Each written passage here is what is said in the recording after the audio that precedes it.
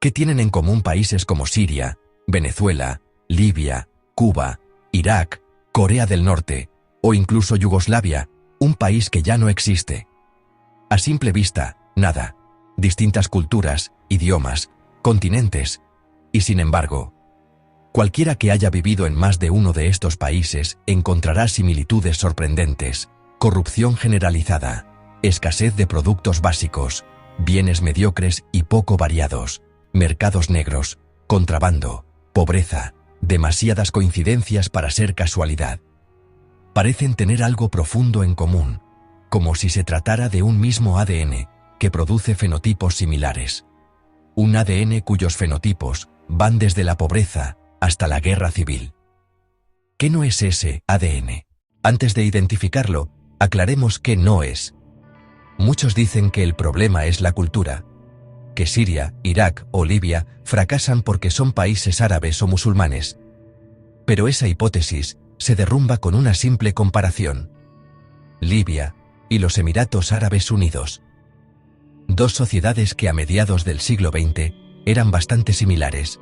Misma lengua, misma religión, población pequeña, sociedades tribales, economías pobres y territorios mayormente desérticos. Sin embargo, los resultados fueron completamente distintos. Bueno, es que los Emiratos tienen petróleo, dirán algunos. Perfecto. Precisamente por eso los comparamos con Libia. En 1969, Libia producía más de 3 millones de barriles diarios. Los Emiratos, entre 600 y 700.000. Y aún así, uno prosperó y el otro colapsó. ¿Casualidad? Veamos otro ejemplo aún más contundente. Las dos Coreas. Misma lengua, misma historia, misma base espiritual durante milenios, hasta la misma genética. De hecho, hasta 1945, formaron un solo país desde hacía más de 1200 años. Entonces, si no es la cultura, ¿qué es ese ADN?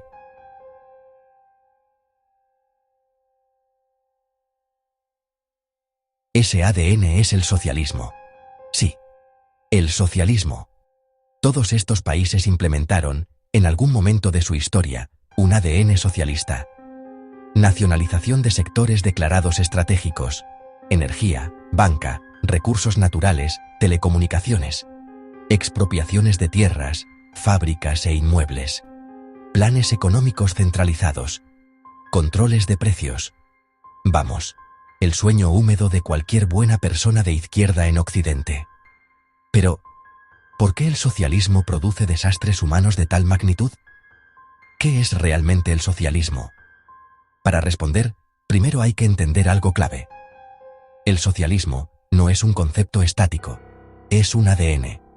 Muta, evoluciona, se adapta a cada lugar y época, pero su esencia es la misma: el ataque o el rechazo, o como mínimo, el cuestionamiento, a la propiedad privada de los medios de producción. Como todo ADN, el socialismo no surge de la nada. Evoluciona a partir de componentes preexistentes. El colectivismo primitivo, la filosofía griega, la ética igualitarista de ciertas religiones, el racionalismo ilustrado, el cientificismo. Pero el verdadero entorno de estrés que provoca la mutación socialista moderna fue la revolución industrial. La revolución industrial y el socialismo puro. La revolución industrial fue un periodo de crecimiento económico y demográfico sin precedentes, pero también de pobreza extrema y desigualdad brutal. No es que la revolución industrial creó la pobreza siempre fue la condición natural de la humanidad, pero sí creó algo nuevo: la acumulación de riqueza en manos de los dueños de los medios de producción. Al observar el enorme potencial de la industrialización y al mismo tiempo las carencias sociales existentes, algunos pensaron: si la producción fuera gestionada colectivamente, la industrialización podría transformar la humanidad. Esta corriente de pensamiento culmina a mediados del siglo XIX con Karl Marx, junto a Friedrich Engels. Ellos desarrollan lo que llamaron socialismo científico, y lo que podemos considerar el ADN puro del socialismo. Para Marx, el socialismo es una etapa histórica inevitable, resultado de las contradicciones internas del capitalismo. Según él, el capitalismo concentra la riqueza. Los trabajadores se empobrecen, Se agrupan en grandes fábricas, desarrollan conciencia de clase, se rebelan, toman el Estado y los medios de producción, y establecen la famosa dictadura del proletariado, una fase transitoria hacia el comunismo. Este control total de los medios de producción por parte del Estado de los trabajadores es lo que podemos llamar el socialismo puro, o el ideal del socialismo. Las mutaciones del ADN socialista. Versiones del socialismo puro dominaron en la URSS, China, Camboya, Vietnam, Laos, Libia, y sigue dominando en Cuba y Corea del Norte. Versiones algo menos puras dominaron en Siria, Irak y Yugoslavia. A finales del siglo XIX y principios del XX, otra mutación del ADN socialista logra imponerse en Europa occidental, la socialdemocracia. Aquí, el ADN pierde el gen revolucionario. El socialismo ya no llega por la violencia, sino por la reforma gradual. Más tarde sacrifica también la nacionalización total. Resultado: economías mixtas con un Estado cada vez más grande. ¿Por qué el socialismo destruye la sociedad? Volvamos a la pregunta central: ¿por qué el socialismo produce desastres humanos? El socialismo destruye la sociedad por varias vías, entre ellas: destrucción de los recursos económicos. En un mercado libre, los precios cumplen una función fundamental. Guían los recursos económicos hacia sus mejores usos, hacia la producción de los bienes y servicios más valorados por la gente. Si una empresa no logra crear más valor del que consume, es decir, si el valor de lo que produce es inferior al valor de los recursos que utiliza, quiebra y desaparece. Y eso no es una tragedia, es el mecanismo que libera recursos para usos mejores. Con el socialismo, este sistema se rompe. Los precios se distorsionan, o directamente desaparecen. Como consecuencia, las empresas públicas, y los agentes económicos en general, pierden la única brújula que permite saber cuáles son los mejores usos de los recursos. Los recursos ya no se asignan según las valoraciones de millones de personas en el mercado, sino según las decisiones de un funcionario de alto rango o del líder del partido. ¿El resultado? Se producen bienes que valen menos que los recursos empleados para producirlos. Pero a diferencia de una empresa privada, una empresa estatal no quiebra. Puede malgastar recursos durante décadas, consumiendo riqueza en lugar de crearla. 2. Déficit, inflación y colapso monetario. Empresas estatales zombies más sector privado pequeño, igual a déficit estructural. ¿Cómo se financia?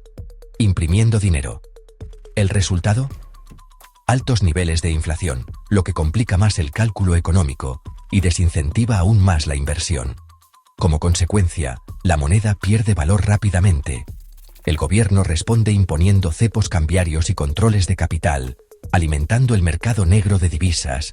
Todo esto reduce aún más la actividad económica y agravan el déficit, que vuelve a financiarse mediante emisión monetaria. Más déficit, más emisión, más inflación, menor actividad económica. Un círculo vicioso. En los casos más extremos, este proceso termina en una hiperinflación devastadora. 3. La destrucción del capital humano. Esta es la más peligrosa. Los empleados de la empresa pública no dependen del mercado para obtener sus ingresos, se aíslan totalmente de ello. Esto los vuelve inútiles y a menudo arrogantes. No solo dejan de crear valor para los demás, sino que pasan a bloquear la creación de valor de los demás, mediante burocracia o corrupción. En el mercado libre el talento se dedica a la innovación. En el sector público, el talento se dedica al rent-seeking, es decir, a capturar rentas de los demás usando el poder del Estado. La gente deja de formarse en profesiones que la sociedad valora y se enfoca en convertirse en funcionario. ¿Te suena? He dicho que es la vía más peligrosa, porque sus efectos son muy profundos y difíciles de revertir. No se trata únicamente de que la sociedad socialista sea más pobre en términos materiales. El daño es mucho más grave. Se deterioran y se envenenan las relaciones humanas. En el mercado libre, uno necesita en última instancia servir a los demás para satisfacer sus propias necesidades. En el socialismo el funcionario no necesita satisfacer a nadie. El funcionario usa el poder del Estado para satisfacer sus necesidades. Las clases sociales del socialismo. Lejos de abolir las clases sociales, como prometía Marx, el socialismo, usando su propia terminología, divide a la sociedad en más clases todavía.